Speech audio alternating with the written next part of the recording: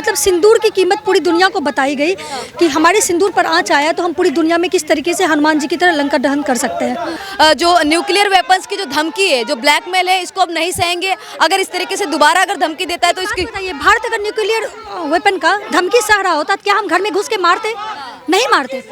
हम घर में घुस के हम इसलिए मारे कि हम अब उसके न्यूक्लियर वेपन की धमकी से नहीं डरने वाले। उसके जहाँ पे उसके परमाणु छुपा रखा था पाकिस्तान ने, वहाँ तक इंडियन आर्मी घुस गई, वहाँ तक एयरफोर्स घुस गया। इसलिए पाकिस्तान को फिर से घुटने टेक कर अपने पिताजी अमेरिका के पास जाना पड़ा कि सीज फायर अनाउंसमेंट कर दो।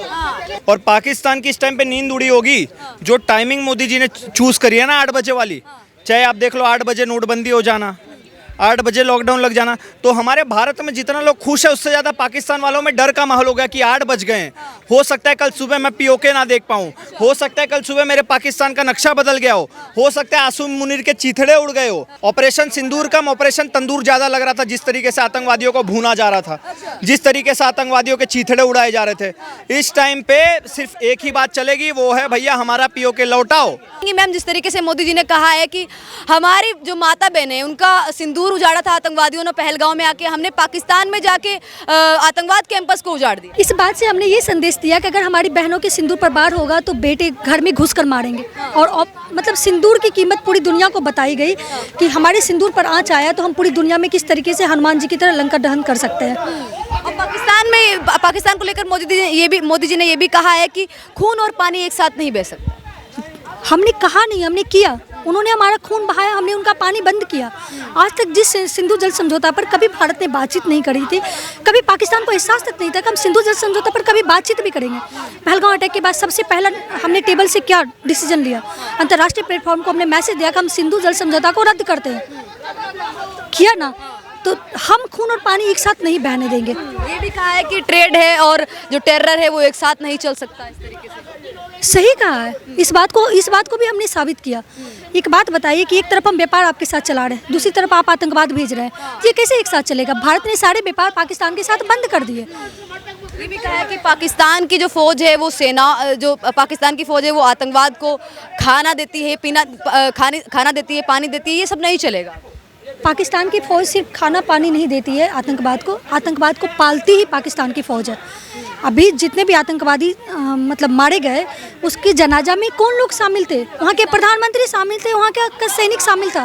तो अगर वहाँ की आर्मी शामिल हो रही है तो जाहिर सा बात है कि आप एकदम मतलब ऑफिशियली उसको प्रोटेक्शन दे रहे हैं, और ऑफिशियली प्रोटेक्शन दे रहे हैं तो आतंकिस्तान को मिटाना धूल में भारत को आता है। ये भी कहा है मोदी जी ने कि जो न्यूक्लियर वेपन्स की जो धमकी है, जो ब्लैकमेल है, इसको अब नहीं सहेंगे। अगर इस तरीके से दोबारा अगर धमकी देता है तो इसकी बताइए, भारत अगर न्यूक्लियर वेपन का धमकी सह रहा होता तो क्या हम घर में घुस के मारते?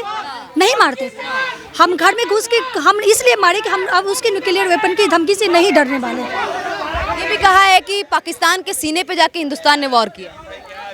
पाकिस्तान के सीने से भी ज़्यादा पाकिस्तान के गढ़ को उजाड़ दिया। उसके जहाँ पे उसके परमाणु छुपा रखा था पाकिस्तान ने, वहाँ तक इंडियन आर्मी घुस गई, वहाँ तक एयरफोर्स घुस गया। इसलिए पाकिस्तान को फिर से घुटने टेक कर अपने पिताजी अमेरिका के पास जाना पड़ा कि सीज फायर अनाउंसमेंट कर दो। ये भी कहा है कि पाकिस्तान के खिलाफ, अब आतंकवाद के खिलाफ जो भी कड़े से कड़े कदम होंगे वो उठाए जाएंगे अगर दोबारा से इस तरीके से अंजाम देता है। हालांकि अभी जो कार्रवाई है वो स्थगित कर दी गई है, तीनों सेना अलर्ट पे है। ऑपरेशन सिंदूर ऑफिशियली बंद नहीं किया गया है। ऑपरेशन सिंदूर अभी भी जारी है और तीनों सेना इसलिए अलर्ट पे है क्योंकि सीधे मतलब प्रधानमंत्री ने कहा है कि अगर वो गोली दागेंगे तो हम गोला दागेंगे। और हम आतंकवाद के खिलाफ किसी भी मतलब तरीके से कोई भी समझौता नहीं करने जा रहे। आतंकवाद को ध्वस्त करना आज के भारत का परम लक्ष्य और कर्तव्य है। अच्छा, इससे मोदी जी क्या समझाना चाह रहे थे? उन्होंने कहा है कि अब चर्चा होगी पाकिस्तान के साथ में तो आतंकवाद पे और पीओके पे चर्चा होगी। ये समझाना नहीं चाह रहे थे, उनका क्लियरली मैसेज था कि आतंकवादियों की सूची वापस करो और पीओके दो मुझे, तभी हम सीज फायर करेंगे, नहीं तो हम युद्ध विराम नहीं करने वाले। इस सब चीज़ों के बाद पाकिस्तान है वो मान जाने वाला है, शांति से बैठ जाने वाला है, क्योंकि पाकिस्तान की बार बार गद्दारी है वो देखने को मिलती है, चाहे वो सीज फायर हो। आपको पता है एक महाभारत का प्रसंग है। श्री कृष्ण शांति समझौता के लिए जा रहे थे। द्रौपदी ने पूछा श्री कृष्ण से कि सब क्या शांति समझौता सच में हो जाएगा, युद्ध नहीं होगा? तो उन्होंने कहा था कि मुझसे ज़्यादा भरोसा पाकिस्तान पर रखो, मतलब सॉरी दुर्योधन पे रखो। दुर्योधन शांति समझौता नहीं होने देगा। आप पाकिस्तान पे भरोसा रखिए। उसके यहाँ जो भी आतंकवादी पढ़ रहे हैं ये वो नासूर हैं जो पाकिस्तान के साथ कभी भी किसी भी तरह भारत के साथ समझौता होने नहीं देंगे और पाकिस्तान का धूल में मिटना तय है। घुस कर ढूंढ कर हमने आतंकवादियों को मारा है और पाकिस्तान की इस टाइम पे नींद उड़ी होगी जो टाइमिंग मोदी जी ने चूज करी है ना 8 बजे वाली। चाहे आप देख लो 8 बजे नोटबंदी हो जाना, 8 बजे लॉकडाउन लग जाना, तो हमारे भारत में जितना लोग खुश है उससे ज़्यादा पाकिस्तान वालों में डर का माहौल हो गया कि 8 बज गए हैं। हो सकता है कल सुबह मैं पीओके ना देख पाऊँ, हो सकता है कल सुबह मेरे पाकिस्तान का नक्शा बदल गया हो सकता है आसूम मुनीर के चीथड़े उड़ गए हो। तो भैया 8 बज गए, मोदी जी ने अगर संबोधन दिया है तो इसका मतलब देशवासियों आप निश्चिंत रहो, कुछ ना कुछ बड़ा डेवलपमेंट होने वाला है। जो आप चाह रहे थे वही आपको मिलने वाला है। ये भी कहा है कि खून और पानी है वो एक साथ नहीं बह सकता है मोदी जी। अब सिर्फ जो आतंकवाद का समर्थन करेगा उसका बहेगा, आतंकवादियों खून बहेगा, और जो पाकिस्तानी आर्मी आतंकवादियों का समर्थन कर रही है उस पाकिस्तानी आर्मी का खून बहेगा। और उसका डेमो हम अभी तक देख चुके हैं, पूरी पिक्चर पूरा क्लाइमैक्स आपको आगे देखने मिलेगा। टेरर और ट्रेड है वो एक साथ नहीं हो सकता, ये भी कहा। नहीं होगा।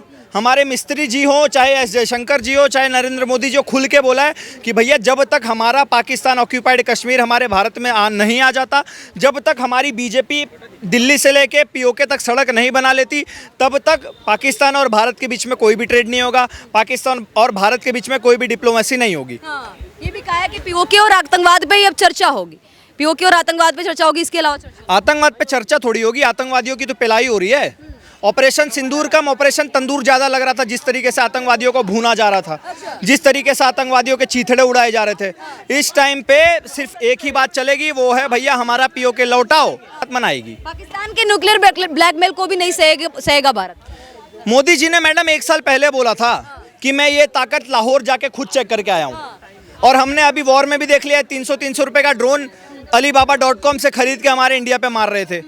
तुम्हारे बस की बात नहीं है कुछ भी करना। तुम्हारा जो फौजी है वो बस इमरान खान के पीछे लग सकते हैं, बाकी हमारे फौज के आगे तुम्हारी फौज चुल्लू भर पानी में डूब मरने लायक है। और तुमने मोदी जी को अब सनका दिया है, मोदी जी ने 8 बजे भाषण दे दिया है, इसका मतलब तुम्हारे जिंदगी के अब 8 बजने वाले हैं। आखिरी सवाल आपसे ये है कि मोदी जी ने ये भी कहा है कि अभी एक कार्रवाई है पाकिस्तान के खिलाफ, कार्रवाई सिर्फ स्थगित हुई है, हमारी तीनों सेनाएं हैं वो अलर्ट। तो बोल तो रहा हूँ मैडम 8 बजे, मैं 4 बार बोल चुका हूँ 8 बजे, मतलब पाकिस्तान के अब 8 बजने वाले हैं। और मुझे तो लगता है मोदी जी और राजनाथ सिंह जी ने कहा था कि जो हमारे भारत की जनता चाहती है उसको वही मिलेगा। तो भारत की जनता क्या चाहती है वो आपको भी पता है, वो मुझे भी पता है, वो कैमरा वाले भाई को भी पता है कि हम चाहते हैं पीओके, और पीओके मिलने वाला। और मोदी जी ने इसका एक हिंट भी दे दिया है कि अब बात होगी तो पीओके और आतंकवाद पर होगी। तो आतंकवादियों का खात्मा हमारी फौज कर रही है, बचा पीओके, वो भी 8 बजे वाले भाषण के बाद शायद हमारे जल्द से जल्द हमारे अंदर सम्मिलित होने वाला है। करना चाहिए पाकिस्तान का इलाज क्या हो सकता है, क्योंकि बार बार आतंकवादी हमलों को अंजाम। काफ़ी अच्छा लगा, सक्सेस हुआ हमारा, इंडियन आर्मी ने कब दी, इनको मुंह तोड़ जवाब दिया है।